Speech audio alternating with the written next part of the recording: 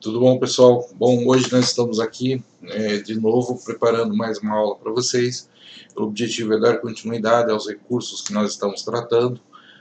Teve feriado aqui, teve feriado em Jaguariúna, a coisa ficou meio conturbada, mas essa aula é para hoje à noite e eu hoje à noite estarei conversando com vocês, tá? Espero que dê tempo de vocês assistirem o vídeo. Para a semana que vem a gente retoma a nossa programação com as aulas previamente lançadas lá no sistema, tudo certinho, para que vocês possam acompanhar com bastante antecedência. Apesar de que, no caso de vocês, está funcionando super bem a aula no horário previsto, a gente está conseguindo se encontrar lá e eu estou revendo todo o conteúdo com vocês em conjunto, tá ok?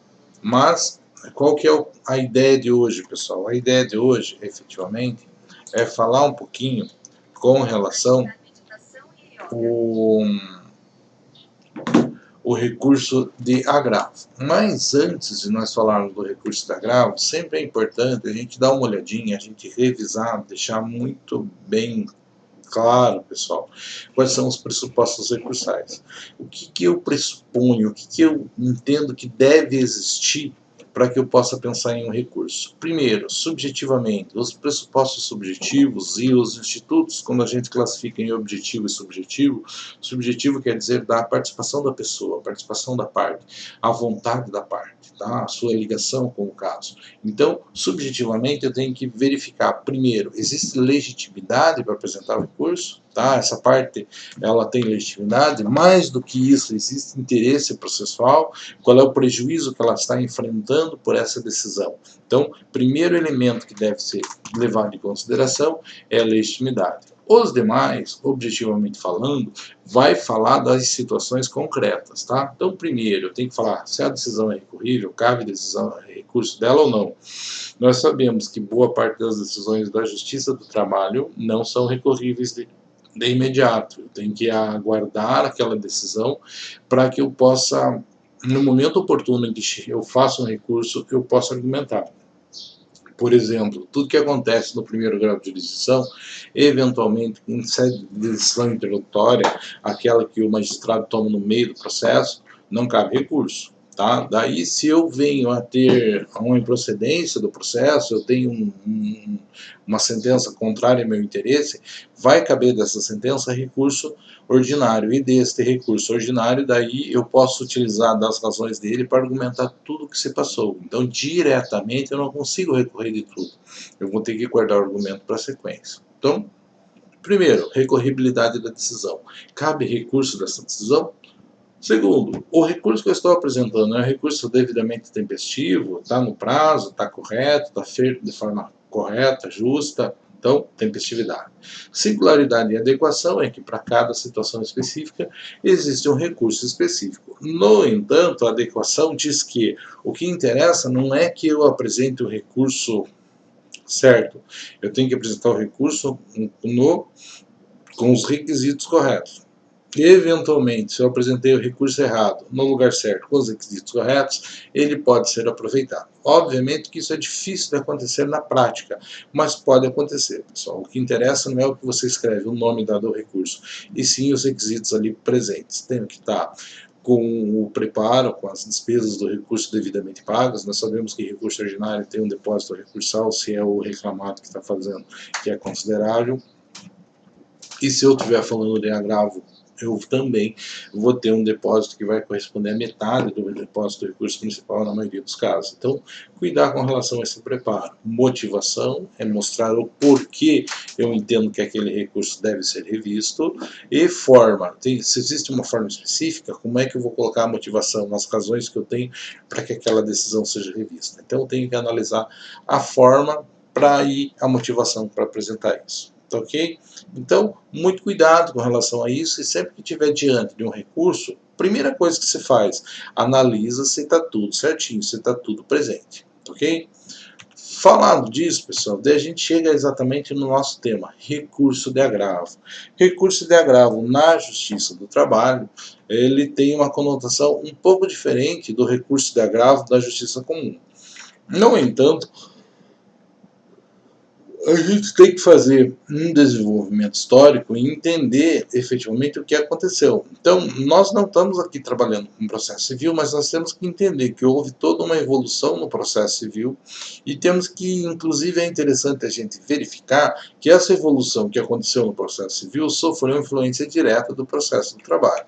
Então, vejam lá, pessoal, o que aconteceu no processo do trabalho, no processo civil. Existia um código, que era o Código de 73, que previa agravo de instrumento, agravo retido e a forma nominada. A forma nominada é o nosso agravo regimental, que a gente tem aqui, eles têm lá e permanece existindo, então não vamos mencionar a forma nominada. Tá?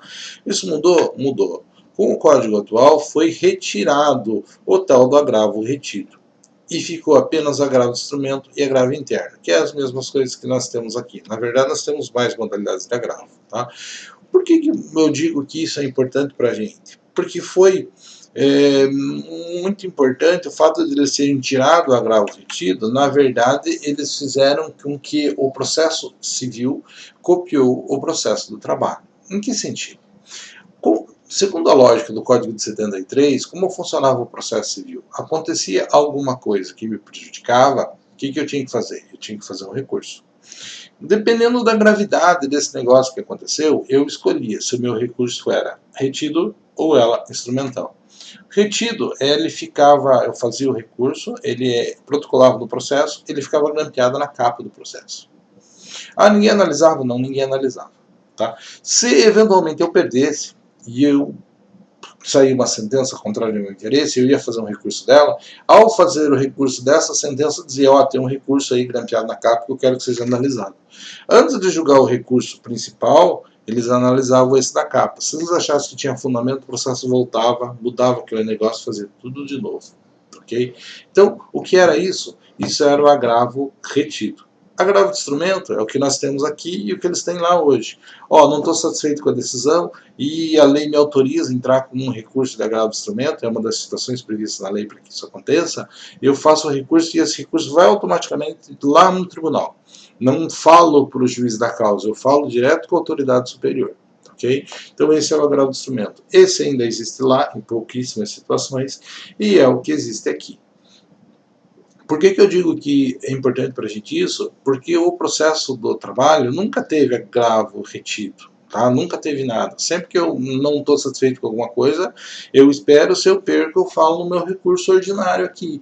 Lá foi copiada essa mesma sistemática. Então, o que era utilizado como regra no processo do trabalho foi implantado como regra no Código de Processo Civil, valendo para todo o processo. Ok? Então é interessante lembrar desse histórico. Esse histórico não é normalmente mencionado lá no processo civil porque não se valoriza o processo do trabalho, mas na verdade foi uma cópia do que se tinha experimentado e o que se testou e o que sempre funcionou na justiça do trabalho. Ok? Então essa é uma situação bastante objetiva. Daí, nós chegamos na questão do agravo na justiça do trabalho. Então, esqueçamos tudo que está lá no civil e nós vamos pensar que existem recursos bem específicos na justiça do trabalho, nominados recursos de agravo. Vamos ver como funciona, para que serve, qual é a função desses recursos de agravo na justiça do trabalho. Tá? Então, eles não são iguais ao que é previsto lá na justiça comum. Tá? Eles têm situações bem específicas, eles têm nomes específicos e situações bem específicas. Apenas a forma de tratamento que eu digo foi copiado daqui, foi copiado para lá. O primeiro recurso de agravo que nós temos, nós chamamos de agravo de petição. O agravo de petição é o recurso que a gente tem aqui no processo do trabalho para tratar dos problemas relacionados ao processo de execução. E que não são poucos, pessoal. Imagine uma avaliação, uma nomeação que não está legal, uma nomeação de bem a penhora, uma penhora realizada, uma constrição, um bloqueio em dinheiro. Então, são muitas coisas que podem acontecer no processo de execução que são extremamente gravosos. Por quê? Porque chega no patrimônio da pessoa realmente. Tá? Então, quando nós precisamos brigar com essa decisão que aconteceu no processo de execução, que está pegando bens, que está tentando tornar efetivo aquilo que já foi reconhecido por sentença do processo, então nessa situação nós temos aí um único remédio processual, que é o agravo de petição. Tá? Ele ataca a decisão do juiz de primeiro grau, pessoal, o juiz presidente do processo de execução. Onde que o processo de execução tramita? No primeiro grau de jurisdição. Quem é o presidente dele? É o juiz de primeiro grau. Então, aquela decisão do juiz de primeiro grau, onde ele penhorou uma coisa, ele fez uma construção, ele impôs alguma limitação ao direito da parte, é atacável pelo recurso de agravo de petição. Então, agravo, beleza, é o recurso que cabe de decisão interlocutória. Agora, agravo de petição é um recurso próprio da Justiça do Trabalho que cabe no processo de execução trabalhista. Tá? O que mais? Temos duas correntes que vão falar quando que ele cabe. Tá? Doutrinariamente, isso se discute. Primeiro, da decisão definitiva, a decisão que acaba com o processo de execução. Tem gente que só pensa que cabe agravo de petição nessa decisão. Existe uma outra corrente, que é a dominante, pessoal, que vai dizer que cabe agravo de petição de todas as decisões interlocutórias que envolvem matéria de ordem pública. Então, quando o juiz julga alguma coisa, matéria de ordem pública, ou seja, letra de lei, pessoal, daí, nesses casos, cabe agravo de petição. Apenas uma posição doutrinária. Normalmente, nós vamos brigar com o quê? Penhora, correta, incorreta, excessos, valores, problemas de construção, de modo geral, de alienação, de modo geral, são o que vão dar o aso ao recurso de agravo de petição. Liquidação, pessoal. O que é liquidação? Eu tenho uma decisão, uma condenação e eu não sei exatamente o valor. No processo de trabalho isso é muito comum. O sujeito fazia tantas horas extras, tem que fazer o cálculo de quanto vale essas horas extras, fazer a correção, descontar o que já tinha sido pago. Então, o procedimento de liquidação de verificar quanto vale aquilo que o juiz diz que ele tinha direito é um processo complexo. Tá? Então, esse processo complexo muitas vezes dá briga, dá confusão. E a gente tem que ver que tipo que foi a decisão que julgou ele para ver se cabe recurso de agravo de petição ou não. Tá? Então, se os cálculos foram homologados, foi arbitrado por alguém, ninguém impugnou e o juiz homologou, não cabe. Por quê? Porque deu uma decisão homologatória. De decisão homologatória não cabe recurso. Agora, se é aquela liquidação por meio de artigos, coloca ali artigos, uma coisa que a gente vai estudar na sequência. A liquidação por artigos é a liquidação por meio do procedimento comum, onde se estabelece o contraditório. Ela equipara o seu processo de conhecimento que a gente tem. Ou seja, uma parte apresenta um cálculo, a outra vem impugna, e daí vai tendo aquela discussão dialética até se chegar ao valor. Que quando o juiz chega lá no ponto, ele julga, eu entendo que o valor devido é tanto. Não foi alguém, não foi o contador nomeado que foi lá e fez a conta. Foram as partes que discutiram a respeito do que entendiam devido, até se apurar um valor que era de conformidade entre as duas partes, ou um valor que o juiz entendeu justo. Então, se ela se dá por esta forma, em que o juiz toma uma decisão, a decisão dele tem que ser fundamentada, daí cabe recurso de agravo de petição. Se não é desta forma, se é apenas uma decisão que homologou um cálculo que alguém fez, daí o juiz não está julgando, o juiz está apenas homologando, não cabe recurso. Ok? Obviamente, recurso de agravo não tem efeito suspensivo, não para o processo, vai analisar. O prazo para a interposição do recurso é de 8 dias. Tá? Quem verifica se cabe o recurso, se está certinho e vai mandar para o seu superior, neste caso, é o juiz de primeiro grau, bem diferente do recurso de agravo lá no Justiça Estadual, tá? na Justiça Comum, no processo civil. Tá?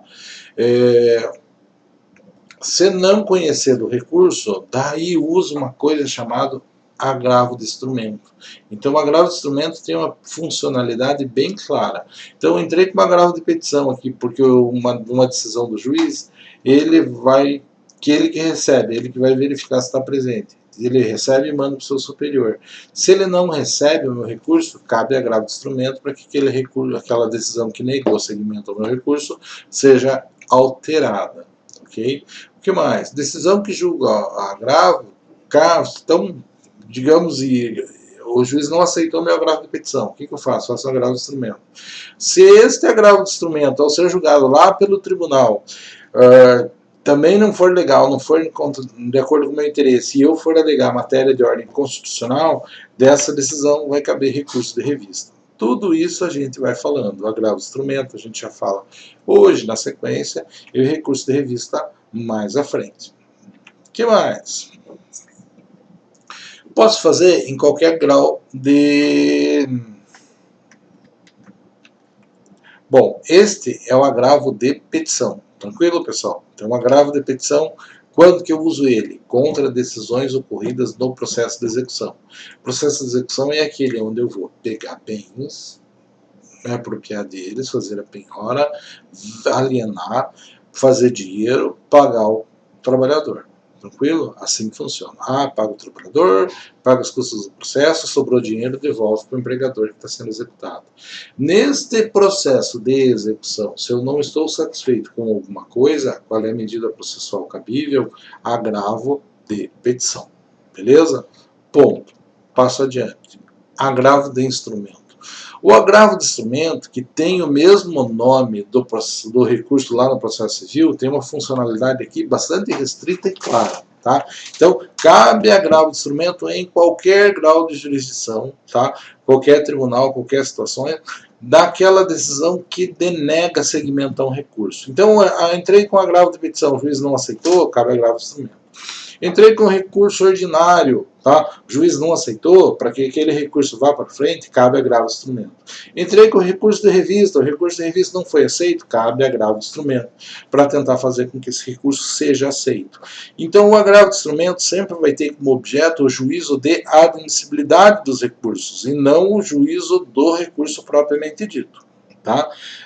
Sempre vai ser em autos apartados, por isso o nome instrumento, tá? Por quê? Porque o processo fica aqui e o agravo do instrumento vai ser analisado lá no tribunal. Para isso, ele tem que levar todos os, como diria para vocês, as peças, os documentos importantes fotocopiados para que o tribunal consiga analisar. Então, por isso a gente chama instrumento, ele leva a cópia. Bom, levava a cópia enquanto nós tínhamos processos que eram no papel. Por isso fazia instrumento, ele levava o instrumento para que o juiz pudesse apreciar, ele levava a prova, tá, das alegações feitas. Por isso chamava-se de agravo de instrumento, porque vem da ideia dele ser em autos apartados. O auto principal ficava aqui e o auto do recurso de agravo está lá no tribunal. Por esse nome, o nome vem dessa ideia. Lógico que hoje, com o processo eletrônico, simplesmente abre-se uma chavinha, tá? Quem vê um vê o outro, não tem prejuízo, não tem necessidade da gente ter esta formalização do instrumento de modo geral, mas tem que ser mencionado. O ideal é que você, ao protocolar, você coloque aquelas peças juntas para que facilite e fique bem claro. Obviamente, né, o agravo de instrumento ele leva um processo próprio, ele cria autos apartados, por quê? Porque ele não é protocolado perante o juiz que proferiu a decisão. Diferente do agravo de petição, que é protocolado perante o juiz que proferiu a decisão, como recurso ordinário, ele é juntado diretamente no tribunal, para que o tribunal analise se existe possibilidade de dar seguimento àquele recurso que não foi aceito pelo juízo à cópia. Tranquilo? É dotado do efeito regressivo? Sim, permite que o juiz acosse e retrate. Então, fiz um recurso ordinário porque eu não gostei da sentença. O juiz não aceitou meu recurso. Eu digo, não, o juiz está contando o prazo errado. O juiz disse que eu não paguei o valor correto, tem aqui a prova que está o valor correto. Eu faço um agravo de instrumento para que aquele recurso seja enviado para o tribunal. Quando eu protocolo lá, o juiz vê, nossa, realmente ele está certo. Ele pode retratar-se? Pode mudar de ideia. Mudando de ideia, o agravo segue para o tribunal e perde objeto, não vai ser julgado o agravo e daí vai se analisar-se apenas o recurso que foi negado seguimento. Deve instruir o agravo, né? Deve instruir o agravo, está faltando um A ali na apresentação, deve instruir o agravo. Tá? Pelo menos tem que ir junto cópia da decisão agravada, certidão que eu fui intimado disso, Tá? Cópia da procuração de ambos os advogados e todas as outras peças que eu achar pertinente. Pessoal, quando fazia isso no papel, por conta de todas as outras peças que achar pertinente, porque a gente sempre tem pressa, o que você fazia? Tirava cópia de tudo.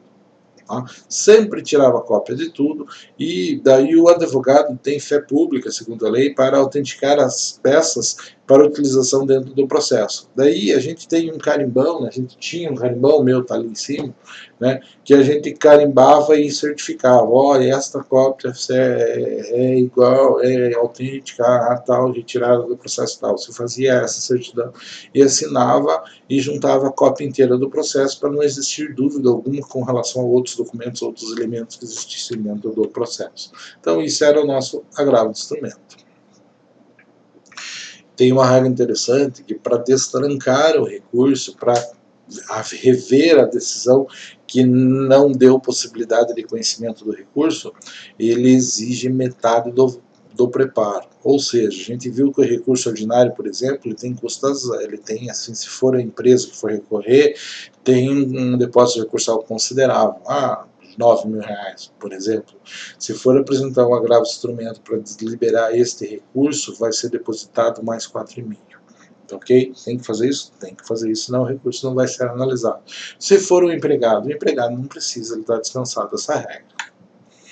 Tranquilo? Então, esta é a ideia do agravo de instrumento, pessoal. Então ele serve para quê? Para destrancar recurso. O juiz não aceitou no recurso, eu vou lá e faço um agravo de instrumento para que aquele recurso seja reconhecido e seja dado seguimento a ele. Agravo regimental. Tá? Já é o terceiro tipo de agravo que a gente tem e já é o último que a gente tem e que a gente fala assim, porque a gente está com o nosso conteúdo bem tranquilo. A aula, sem estar com vocês presentes, ela flui super rapidamente. O nosso conteúdo é em ordem, então nós já estamos falando de agravo regimental, que é o último tipo de agravo que nós temos. Pessoal, prazo, 5 dias, via de regra, tá? Como ele chama-se agravo regimental, na verdade ele está previsto no regimento interno dos tribunais, dos TRTs, do TST. Tá? Então, pode variar? Pode variar. Existem casos onde o prazo é diferente, porque o regimento interno do tribunal fala um pouquinho diferente. Tá? Então, vai caber do quê? Tem um recurso que não está sendo analisado por algum motivo, ou alguma decisão do relator. Então, coisas que acontecem lá no tribunal, via de regra, tomadas por decisão do presidente do tribunal ou do relator, tá? Cabem agravos regimentais na forma que está previsto no regimento interno de cada tribunal.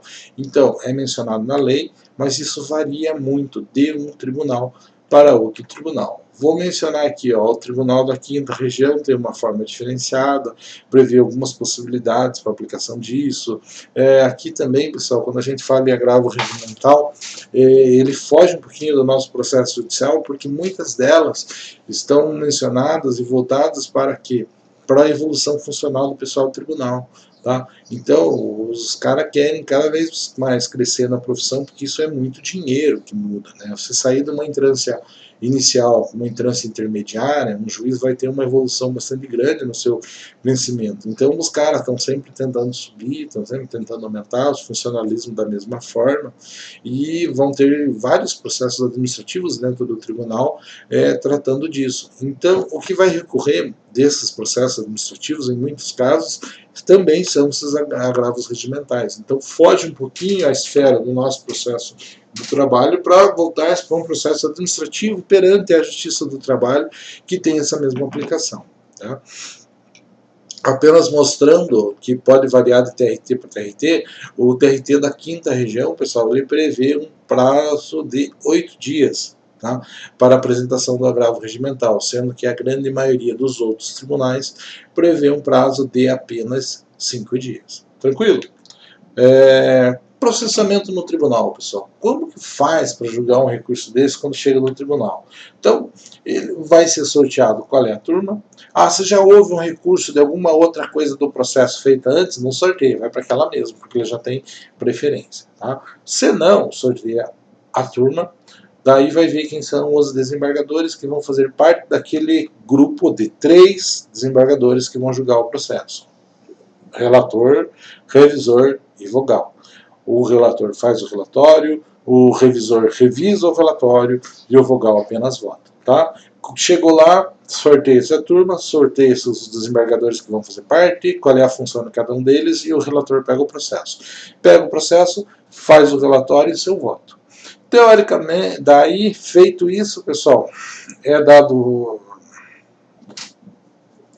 Antes disso, né, pessoal? Chega lá, sorteia-se a turma, vê quem é o relator dá uma olhada no processo, abre contra razões a parte contrária, vai ter que ser intimado porque o processo está lá em cima, a parte contrária apresenta contra razões, se for o caso de legitimidade do Ministério Público, caso de coletividade de pessoas, né, daí o Ministério Público é chamado para dar sua opinião com relação ao processo. Não acabou isso, pessoal, o relator faz relatório, proposta do voto e vai para a sessão de julgamento.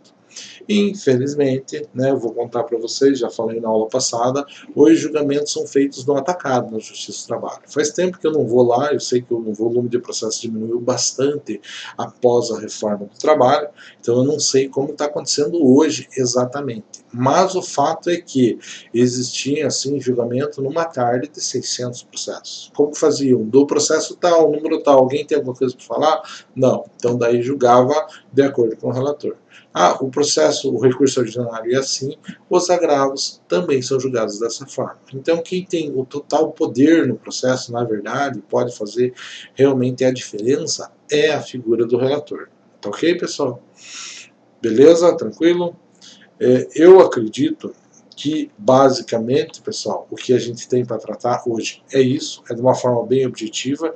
A ideia realmente, né, é que é uma aulinha de meia hora, para vocês conhecerem do que está falando, para vocês terem isso guardado, porque não é todo mundo que aparece na aula. Mas eu vou estar lá no horário de aula tirando as dúvidas e falando novamente disso para vocês. Tá ok, pessoal? Um grande abraço, até mais.